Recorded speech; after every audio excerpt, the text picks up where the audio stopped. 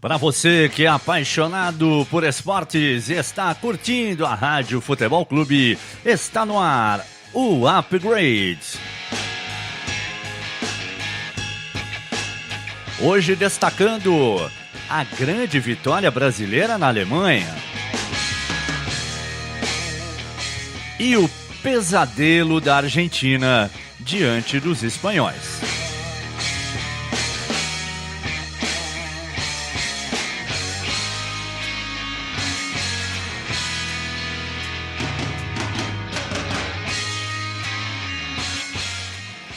Alô, muito boa noite. Hoje é quarta-feira, dia 28 de março de 2018, o day after, né?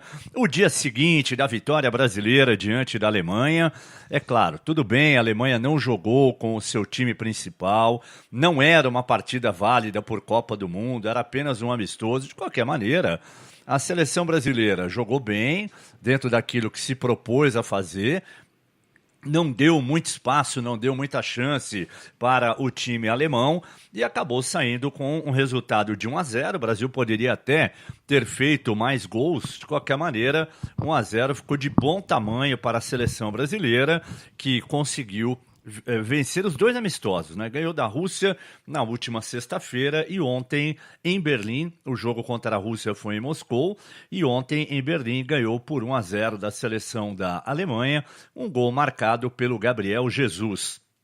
Gabriel Jesus, inclusive, que declarou hoje o seguinte: o City já o procurou para falar de renovação contratual, mas ele falou: o meu foco agora é Champions League, né? Porque o City está aí nas quartas de final da competição, vai enfrentar o Liverpool em 2 jogos emocionantes e você vai acompanhar tudo aqui no plantão da Champions da Rádio Futebol Clube. E o outro foco do Gabriel Jesus, sem dúvida nenhuma, é a Copa do Mundo. Então ele, depois que passar, né, essa fase final de Champions e a Copa, aí ele vai sentar e conversar com o pessoal do City. O Gabriel, que fez o gol da vitória ontem, mas que até reconheceu, não jogou muito bem, ele trocou um pouco aquele lado técnico, né, aquele toque de bola refinado que ele tem, por um futebol mais de raça, de determinação, e acabou dando certo ontem diante da Alemanha. Vamos ouvir um pouco do que disse o técnico Tite depois da vitória, né? Primeiro ele começou falando o que achou sobre o jogo. Jogos de alto nível, eles têm essa condição. No primeiro tempo que ele foi mais equilibrado, né, momentos de um, momentos de outro. No segundo tempo, até 25 minutos, vamos colocar dessa, nós estivemos muito próximo de fazer o segundo gol, né, muito perto de fazer o segundo gol, e aí vai ter uma vantagem larga e definir o jogo. Depois, naturalmente, a equipe que tem e que está atrás do placar, ela começa a arriscar mais, amplia mais, né? Teve um pouquinho mais de posse de bola e teve bolas paradas importantes, mas nós tivemos a consistência defensiva e as chances mais claras para definir o placar, inclusive ampliá-lo, nós já tivemos. Realmente o Tite falou uma coisa que é verdade. O Brasil teve mais oportunidades que a Alemanha. O time alemão, a rigor, se limitou a um chute de fora da área, já no final do jogo, em que o Alisson defendeu. No segundo tempo, com a entrada do Sandro Wagner, né, que é um atacante muito alto, aquele jogador típico mesmo para bola aérea, foram muitas bolas alçadas na área brasileira, mas o Miranda e principalmente o Thiago Silva ontem jogaram muito bem, não deram grandes possibilidades para o Wagner fazer aquilo que ele mais sabe, né, que é gol de cabeça. E o Tite falou também sobre aquilo que chamou mais atenção dele depois desses 2 amistosos e principalmente depois do jogo de ontem, né? De toda a análise que ele vem fazendo da seleção brasileira, já evidentemente pensando na Copa do Mundo, o que foi que mais impressionou o Tite, principalmente no jogo de ontem? A saída de bola, a agressividade na saída de bola do adversário foi impressionante. Os 3 homens na frente, os 2 mesalas, os 2 articuladores para fazer essa pressão alta e nessa saída de bola, ela impressionou. Até nós tínhamos no intervalo cuidado porque o ritmo estava tão forte para que eles não pudessem desgastar.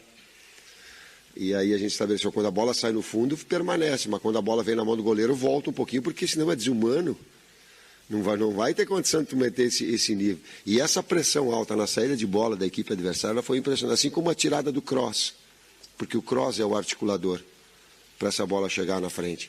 Então esse primeiro estágio, fora toda a consistência defensiva, né? Mas esse primeiro estágio dessa marcação alta agressiva, ela foi impressionante.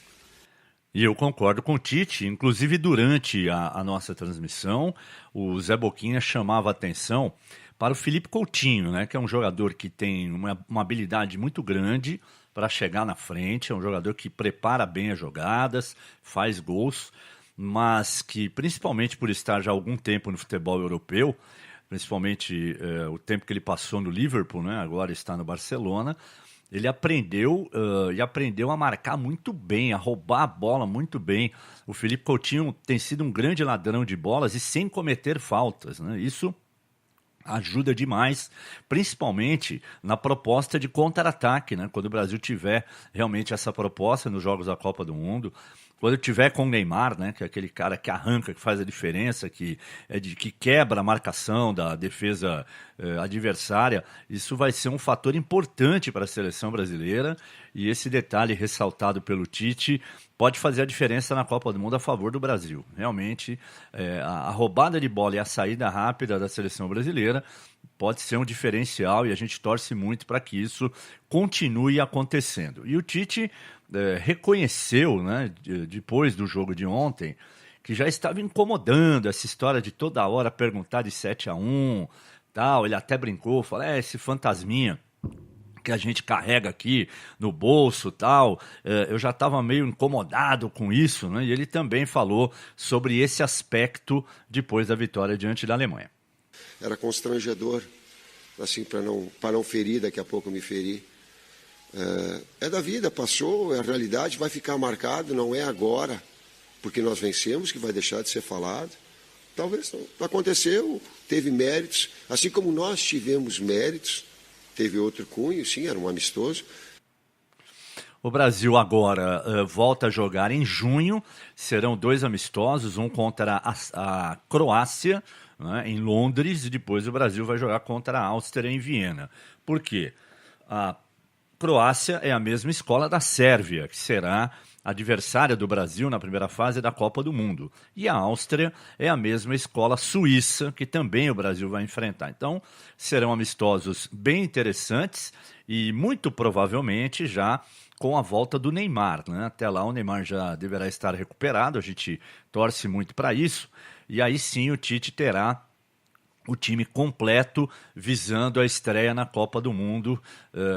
Existe realmente essa expectativa, né, de uma boa estreia diante da Suíça. Depois o Brasil vai jogar contra a Costa Rica e o terceiro jogo é contra a Sérvia. E o Tite também ficou satisfeito com a produção do time brasileiro no jogo diante da Rússia também, no que diz respeito a quebrar a marcação adversária, né? Porque a Rússia é aquele time bem limitado, só está na Copa do Mundo porque é anfitriã, mas é aquele time chato para você enfrentar, que coloca lá 2 linhas de 4, às vezes uma linha de 4, outra de 5, aquela coisa toda. O Tite ficou muito preocupado depois do amistoso diante da Inglaterra, em que o Brasil empatou 0-0 em Londres, naquela oportunidade ainda com o Neymar em campo, e mesmo assim o Brasil não conseguiu furar o ferrolho inglês, né? Então, essa é a preocupação, principalmente no jogo diante da Suíça, na estreia brasileira. Porque a Suíça, a gente sabe, é o tipo de seleção que marca muito forte, não é uma seleção de ponta, não é uma seleção que ataca, que produz grandes jogadas do meio de campo para frente, mas é um time que sabe marcar e marcar muito bem. Então o Brasil vai ter que ser muito inteligente, ter muita paciência e muita habilidade para quebrar esse tipo de marcação. E esses 2 amistosos, né, contra a Croácia e também contra a Áustria, principalmente contra a Áustria, que tem um estilo de jogo parecido com o da Suíça, esse jogo vai ser de fundamental importância para o técnico Tite. Jogadores também falaram ontem, né? O Douglas Costa é um jogador que conhece muito, né, futebol alemão, por questões óbvias. E ele falou exatamente sobre esse aspecto, né, o estilo de jogo dele, que os alemães conhecem, principalmente no que diz respeito ao contra-ataque.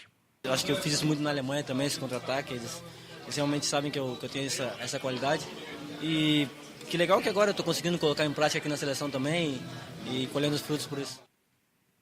Verdade, entrou muito bem ontem no segundo tempo o Douglas Costa e eu citava há pouco o Felipe Coutinho e ele confirmou realmente na entrevista que deu após o jogo, esse aspecto, né, da marcação, de que o Tite pede muito e treina bastante também para que os homens de frente ajudem na marcação e, consequentemente, isso facilita na hora do contra-ataque. Foi assim que saiu o gol brasileiro, né, numa roubada de bola, num contra-ataque, até o cruzamento que culminou com a cabeçada do Gabriel Jesus. Falando Felipe Coutinho. O professor sempre pede, né, ali na frente, a gente...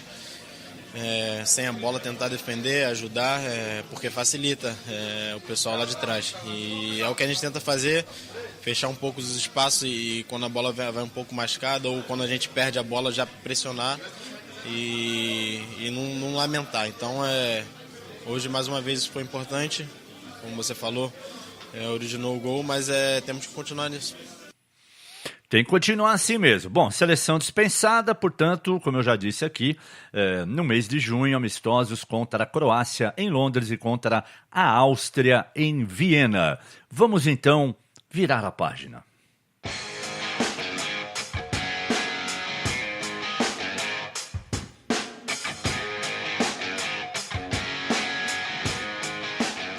E se ontem foi um dia importante para o futebol brasileiro, um dia assim realmente que tirou um peso das costas, claro que, repito, não dá para comparar. O atropelamento que o Brasil sofreu na Copa do Mundo jamais será esquecido, aquela coisa toda. Mas eu estou dizendo no que diz respeito ao aspecto psicológico, de confiança, foi importante ganhar da Alemanha, mesmo com a Alemanha não usando os seus principais jogadores, apenas 3, né, estavam em campo. De qualquer maneira, é a escola alemã e alguns daqueles que estavam em campo ontem também poderão ser aproveitados durante a Copa do Mundo pelo Joachim Löw. E antes de eu mudar de assunto, eu queria agradecer a vocês que estão nos ouvindo pelo aplicativo TuneIn, né, vocês que estão curtindo a nossa página no Facebook através do @Rádio Futebol C, @Rádio Futebol C, no Facebook, no Instagram, também no Twitter. Em breve vem aí o nosso aplicativo. Você que nos ouve através do www.radiofutebolclube.com.br, pelo celular, pelo tablet, pelo computador, enfim, você vai aos poucos se ligando na programação da Rádio Futebol Clube. Esse é o upgrade que normalmente destaca o futebol internacional. A partir de amanhã voltaremos a falar dos campeonatos europeus, né? Voltaremos a falar da reta de chegada aí dos campeonatos na Europa, mas hoje ainda estamos vivendo o day after, né? De uma terça-feira muito importante, com amistosos realmente muito legais, né? Por exemplo, a Inglaterra empatou com a Itália e teve o atropelamento da Espanha para cima da Argentina, né? Eu vou, para falar desses jogos de ontem, da repercussão, principalmente na Europa, né? Eu vou trazer aqui a palavra do Lucas Lagata, né? Ele que é um dos nossos correspondentes lá em Lisboa, em Portugal, falando exatamente sobre a repercussão da vitória brasileira e também outros resultados de ontem, né, que aconteceram no continente europeu. A vitória do Brasil sobre a Alemanha por 1-0 em Berlim ganhou destaque na Europa, mesmo tratando-se de um amistoso. O fato deve-se principalmente à histórica partida da Copa de 2014 no Brasil, a qual a seleção europeia venceu a Canarinho por 7-1. O único tento da partida foi marcado por Gabriel Jesus ainda no primeiro tempo. Brasil e Alemanha atuaram com desfalques importantes. O jornal Record de Portugal estampou na página inicial do seu portal a seguinte manchete: Brasil exorciza fantasma do Mineiraço e vence na Alemanha. O periódico alemão Bild, que havia feito uma provocação antes do jogo, dando as boas-vindas ao país do 7-1, destacou em sua página inicial o atacante Gabriel Jesus. Entre os vários amistosos que aconteceram durante esta terça-feira, alguns ganham destaque. A Sérvia, do grupo do Brasil na Copa, venceu a Nigéria por 2-0 com a atuação de Gala Dimitrovic, que anotou 2 vezes. A Suíça, da mesma chave, goleou em casa o Panamá 6-0. A Espanha massacrou a Argentina, que entrou em campo sem o astro Lionel Messi, 6-1, em Madrid. Os gols da equipe europeia foram marcados por Isco 3 vezes, Diego Costa, Aspas e Thiago Alcântara. Otamendi descontou para a Argentina. Norberto Notari, da Europa, Rádio Futebol Clube. Somos apaixonados por esportes. Beleza, Norberto. O Norberto está falando da repercussão dos amistosos, mas o Lucas Lagata, eu prometi, ele vai também participar para falar um pouco mais sobre a goleada da Espanha e principalmente a atuação do Isco, que ontem fez o chamado hat-trick diante de Los Hermanos. A goleada de 6-1 aplicada pela Espanha em amistoso contra a Argentina, realizado nesta terça-feira, ainda domina os noticiários esportivos europeus. A apresentação de gala da equipe do técnico Julián Lopetegui colocou a seleção campeã do mundo em 2010 como uma das favoritas ao título na Copa da Rússia. Mesmo parabenizando os seus comandados, o treinador espanhol lembrou que este resultado em nada muda o trabalho que tem sido feito para o Campeonato do Mundo. Além de Lopetegui, o meio-campo Isco, que marcou 3 gols contra uma Argentina sem Lionel Messi, desabafou após a grande apresentação pela seleção espanhola. Segundo o jogador no Real Madrid, clube que defende desde 2013, ele não tem a confiança que um atleta precisa receber para desempenhar o melhor futebol, situação que encontra quando veste a camisa da La Roja. Apesar de ser titular na seleção, Isco se diz entusiasmado para trabalhar e conquistar uma vaga fixa na equipe madrilenha dirigida por Zinedine Zidane. A seleção da Espanha estreia na Copa do Mundo 2018 contra Portugal no dia 15 de junho no Estádio Olímpico de Fist, na cidade de Sochi. Lucas Lagata, da Europa, Rádio Futebol Clube. Somos apaixonados por esportes. Valeu, Lagata. E os jornais, de forma geral, né, tanto na Alemanha quanto na Argentina, não perderam a oportunidade de provocar. No caso da Alemanha, teve um jornal que colocou assim: agora está 7-2, né? Se referindo à soma dos placares. E na Argentina, o diário Olé, né, o diário esportivo Olé, não perdoou, né? Diz que a Espanha deixou a Argentina desnuda no campo, né? Diz que pegou fogo no time da Argentina, muitas críticas sobre o Sampaoli. E o Sampaoli, com muita calma, com muita tranquilidade, explicou assim o massacre sofrido pelo seu time. La verdad que en el primer tiempo creo que se dieron episodios favorables para España, donde por ahí no había dominado el juego como para estar arriba en 2 goles y que nosotros habíamos hecho un poco más de mérito. En el segundo tiempo nos pasó que España nos agarró atacando un poco con mucho vértigo y un poco de desorden, y cuando terminaban mal los ataques vinieron goles muy rápidos y eso generó en cierta manera la diferencia que hubo en el resultado. Bom, ele disse o seguinte, que no primeiro tempo a Espanha nem jogou tanto assim, mas que teve o mérito, né, de fazer os gols, né, e que no segundo tempo a Espanha soube tirar proveito dos erros da Argentina. Cada vez que a Argentina errava um ataque, os espanhóis acabavam contra-atacando e até com um pouco de sorte, foram as palavras do Sampaoli, acabou construindo o placar de 6-1. Fato é que as explicações dele não convenceram, né? Há um pessimismo geral, generalizado na Argentina. Um dos jornais estampou uma manchete assim: precisaríamos no mínimo de 3 Messis, né, para enfrentar a Espanha. E há uma preocupação também, porque existe uma projeção, aquela projeção assim, se não der zebra, se a Espanha ganhar os jogos que ela tem pela frente, a Argentina também, aquela coisa toda, que eles poderiam se enfrentar numa fase de quartas de final. E aí, realmente, os argentinos estão preocupados porque foi um show, né? Foi uma aula de bola da seleção espanhola que vai chegar muito forte para a Copa do Mundo. Agora, não se iludam, hein? A Argentina é um time que, às vezes, quando você menos espera, ela pode reagir, principalmente com o Messi, que ontem não jogou.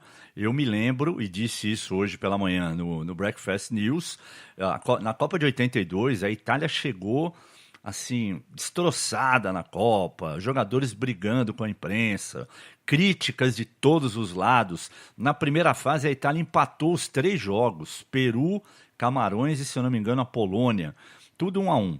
Aí chegou, aí era um triangular na segunda fase, aí Brasil, Itália e Argentina. E todo mundo imaginou, bom, agora a Argentina era, inclusive, vinha defendendo o título mundial que havia conquistado em 78, né, já com o Maradona. O Brasil com aquele time que encantou o mundo, Zico, Sócrates, Cerezo, Falcão, enfim, aquela seleção, Éder, né, aquela seleção do Tele Santana. Então, todo mundo imaginou, bom, nesse triangular aí quem vai sobrar é a Itália, né? Brasil e Argentina que vão brigar para ver quem avança para a próxima fase da Copa do Mundo. Aí o que aconteceu? A Itália jogou com a Argentina, ganhou de 2-1. Começou a se encorpar ali. Aí o Brasil ganhou também da Argentina de 3-1. Aí eles foram se enfrentar. O Brasil jogava pelo empate, porque havia vencido por 3-1 e a Itália por 2-1. E nem tendo o empate a seu favor, o Brasil conseguiu se classificar, foi 3-2, como todo mundo sabe, 3 gols do Paulo Rossi, no antigo estádio de Sarriá, que depois foi demolido, era o estádio do Espanhol, de Barcelona, ele foi demolido, foi construído um shopping, né, onde era o estádio Sarriá, né?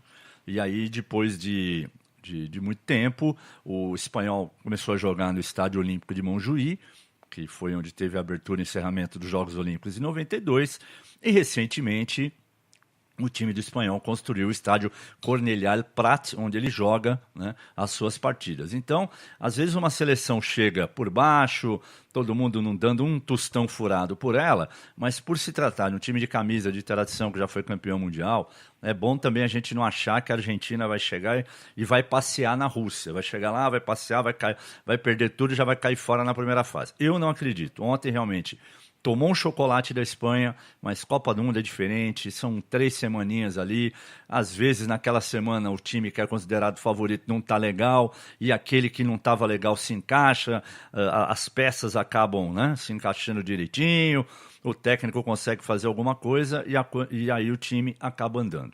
Evidentemente, se a gente fosse colocar hoje pela ordem, né, de favoritismo, Alemanha e Espanha estariam num patamar superior, depois o Brasil e, na minha opinião, a França também deve fazer uma boa Copa do Mundo. As outras, né? A Bélgica é sempre aquela história, não, esse ano a Bélgica esse ano a Bélgica isso, a Bélgica aquilo.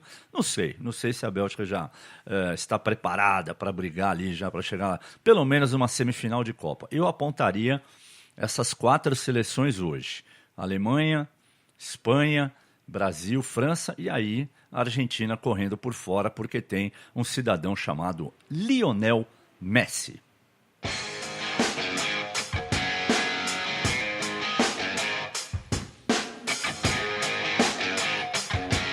Fique ligado, a qualquer momento tem o Click Time na nossa programação, atualizando as principais informações do esporte.